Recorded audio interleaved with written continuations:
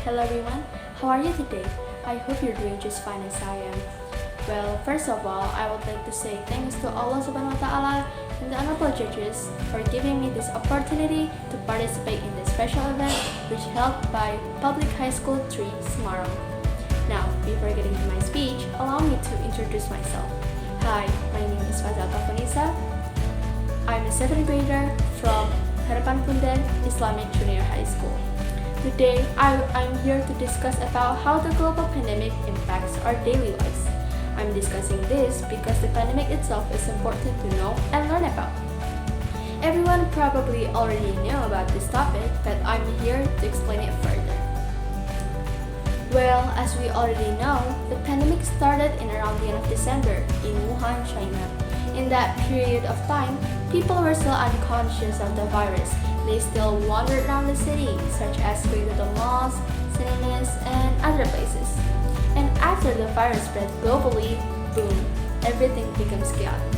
People began to panic.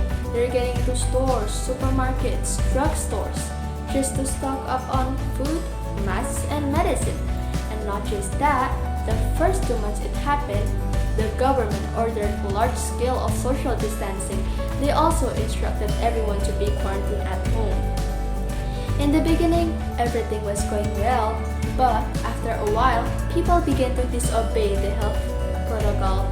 They started going out of the house just to please themselves because of the boredom. And what did they get from that? Yes, many of them are getting infected. This will eventually overwhelm the healthcare workers because they already have so many patients in the hospital. The capacity of the healthcare system and the number of healthcare workers are no match for the number of patients. From the data that I received, until today, there are about 53.3 million cases recorded globally. From that number, unfortunately, 1.3 million of people died. Can you imagine how their relatives will feel? Their dad, their mom, sister, brother died because of this pandemic, because people can't stay at home and they ignored the health protocol.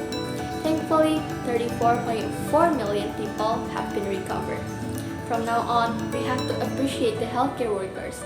They're at the high risk of getting themselves infected because of the overloaded patients. They risk themselves to protect the country, the people, all of us. So thanks to them, we're all still safe and healthy until now. Okay, now we're going to move on to the next topic, which is our social life. Socializing is a daily need of humans. Humans apparently can't live without socializing. However, because of this pandemic, humans are able to freely socialize with others.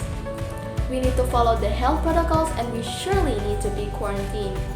It is risky for us to wander around the city considering that we can easily catch the virus.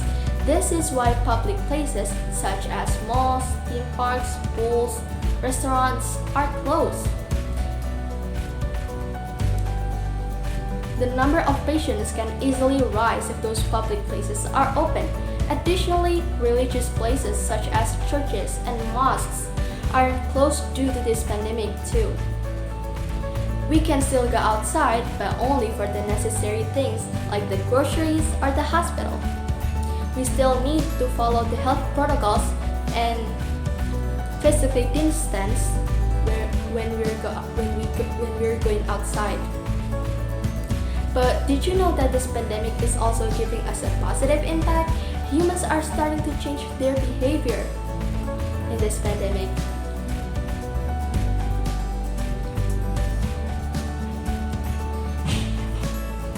They're washing their hands more often, and they remember to be physically distanced when they're outside. This is a good example of a positive impact caused by the pandemic. In this third topic, I will be discussing about how the global pandemic impacts our economy. This pandemic causes global recession. What is a recession anyway? Recession refers to a significant decline in general economic activity in the region. In this past month, the economy didn't grow. We need the economy to grow to raise the living standards and to end poverty. In this pandemic, many industries slowed their production, and people were getting laid off because the industry is downsizing the number of workers. The government is trying to reduce the number of patients that is infected by the virus. Can you imagine how they will survive within their life without an income? They can't pay for the food, water expenses, and how will they be able to take care of their family? This happened not to just thousands, but millions of people around the world. Well, that is all the impacts of the global pandemic that I will be talking today. Even though this disease is terrifying, but the important thing is that we don't have to worry too much about it. To prevent it from spreading further, we must pay more attention to the health protocol, such as wearing a mask, washing our hands more often, and keep living a healthy life. Well, thank you very much for your attention. Wassalamualaikum warahmatullahi wabarakatuh.